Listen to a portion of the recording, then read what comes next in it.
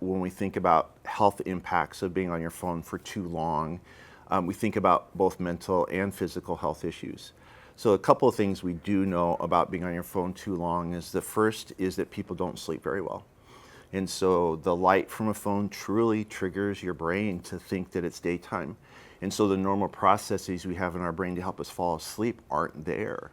Or if they wake up in the middle of the night and then start scrolling, it can be much harder to fall asleep because your brain just doesn't think it's nighttime. And so that's an impact. The second one is weight. People who spend more time on their phone have more issues having a healthy weight. We think about them not being active, not exercising, or people actually eat more when they're scrolling on their phones versus doing other things like interacting with their friends or out walking in the environment. As far as mental health goes, a lot of that just has to do with the changes that happen over time. The more you're on your phone, the less you interact with other people. And in a physical sense, seeing people in 3 dimensions. I always tell people it's just really nice to see you in 3D. Because we got so used to 2 dimensions with the pandemic.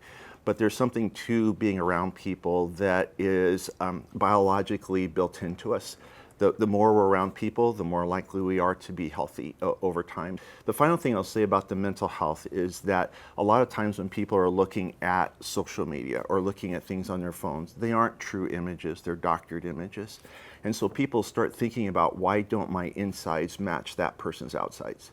Why don't I look as happy as that person is? And so they start comparing when it's not reality. And that can lead to feeling bad about themselves and depression symptoms because of that.